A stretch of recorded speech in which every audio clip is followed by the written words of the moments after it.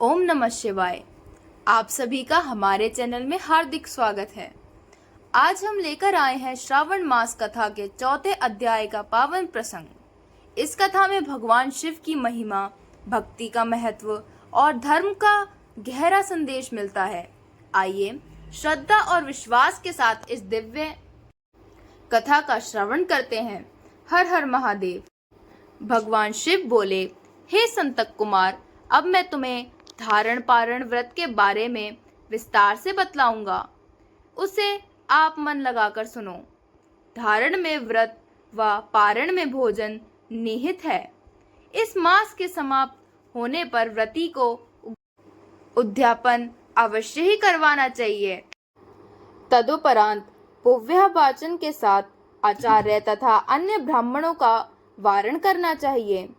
कलश के ऊपर शिव पार्वती की सुंदर प्रतिमा स्थापित कराकर श्रद्धा भाव और भक्ति सहित रात्रि जागरण करते हुए पूजा अर्चना करें। शिव पुराण व कीर्तन का श्रवण करें। अगले दिन स्नान व दैनिक कार्यों से निर्वृत्त होकर हवन करना चाहिए। हवन में त्र्यंबकम यजामहे मंत्र का जाप करते हुए तिल और चावल से आहुति देनी चाहिए। वामदेवास विद्महे महादेव धीमहि तथा रुद्र प्रचोदयान्त मंत्र का उच्चारण करते हुए चावल और घी से आहुति दें। खीर की आहुति देते समय ओम नमः शिवाय मंत्र का उच्चारण करें तथा पश्चात पूर्णाहुति देकर बाकी के कार्यों को पूरा करना चाहिए। भगवान शिव बोले, हे मुनि श्रेष्ठ, इस ढंग से व्रत करने से प्राणी अनेक पापों सहित ब्रह्म हत्या से भी मुक्त हो अंत में सद्गति पाता है। भगवान शिव संतक कुमार से कहते हैं, हे मुनिवर, अब मैं तुम्हें श्रावण मास में किए जाने वाले धारण पारण व्रत का महत्व और उसकी विधि बताता हूँ।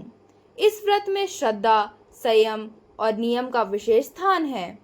पूरे श्रावण मास व्रत का पालन करने के बाद उसका विधि पूर्वक उद्यापन करने भी। इसके बाद भगवान शिव श्रावण मास के विशेष व्रत की विधि बताते हैं। वे कहते हैं कि स्त्री हो या पुरुष, जो भी यह व्रत करे उसे पूरे मास समय और ब्रह्मचर्य का पालन करना चाहिए। मास के प्रथम दिन व्रत का संकल्प लें और अमावस्या के दिन भगवान शिव का षोडशोपचार पूजन करें। पूजा के बाद अपनी सामर्थ्य के अनुसार ब्राह्मणों को वस्त्र, दक्षिणा और भोजन कराना शुभ माना गया है। भगवान शिव आगे बताते हैं कि रुद्रवती व्रत उन्हें अत्यंत प्रिय है। इसमें रुई के 11 बत्तियां बनाकर शुद्ध घी से दीप प्रज्वलित किए जाते हैं।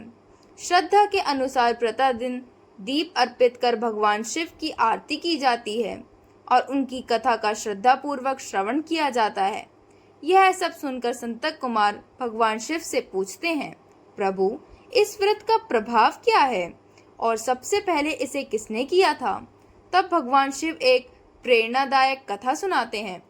प्राचीन समय में उज्जैनी नगरी में सुगंधा नाम की एक अत्यंत रूपवती स्त्री रहती थी। अपने सौंदर्य और आकर्षण के कारण उसने अनेक लोगों को मोह में डाल दिया था। एक दिन वह शिपा नदी के तट पर पहुंची, जहां ऋषि मुनि भगवान की भक्ति, जप और तप में लीन थे। उस पवित्र वातावरण को देखकर उसके मन में गहरा परिवर्तन आया। उसे अपने पूर्व कर्मों का पश्चाताप हुआ और उसने महर्षि वशिष्ठ से पापों से मुक्ति का उपाय पूछा। महर्षि वशिष्ठ ने उसे काशी जाकर भगवान शिव का प्रिय रुद्रवती व्रत करने का उपदेश दिया। उन्होंने बताया कि यह व्रत सच्चे मन से करने वाला भक्त भगवान शिव की विशेष कृपा प्राप्त करता है। महर्षि के वचनों को स्वीकार करके सुगंधा ने अपने सांसारिक वैभव त्याग दिया और काशी पहुंचकर पूरे नियम और श्रद्धा के साथ रुद्रवती व्रत का पालन किया। भगवान शिव की कृपा से उसके सभी पाप नष्ट हो गए और अंत समय में उसे मोक्ष की प्राप्ति हुई। भगवान शिव आगे कहते हैं कि जो स्त्री या पुरुष श्रद्धा, विश्वास और नियम के साथ इस व्रत के पूर्ण करता है, उसकी मनोकामनाएं पूर्ण होती हैं और अंततः उसे भगवान की कृपा प्राप्त होती है। इसके बाद भगवान शिव व्रत के उद्धापन की विधि बताते हैं। वे कहते हैं कि सामर्थ्य के अनुसार शिव पार्वती की प्रतिमा स्थापित करके विधि पूर्वक पूजा करें, रात्रि जागरण करें, प्रातः स्नान के बाद हवन संपन्न करें तथा ब्राह्मणों को आदर पूर्वक भोजन और दक्षिणा देकर व्रत का समापन करें। जो भक्त इस प्रकार श्रद्धा से व्रत पूरा करता है वह पापों से मुक्त होकर अंत में मोक्ष का अधिकारी बनता है। इस अध्याय का संदेश: सच्चे मन से किया गया पश्चाताप, भगवान शिव की भक्ति और नियम पूर्वक किया गया व्रत जीवन में शुभ फल प्रदान करता है। भगवान शिव अपने प्रत्येक भक्त पर समान रूप से कृपा बरसाते हैं।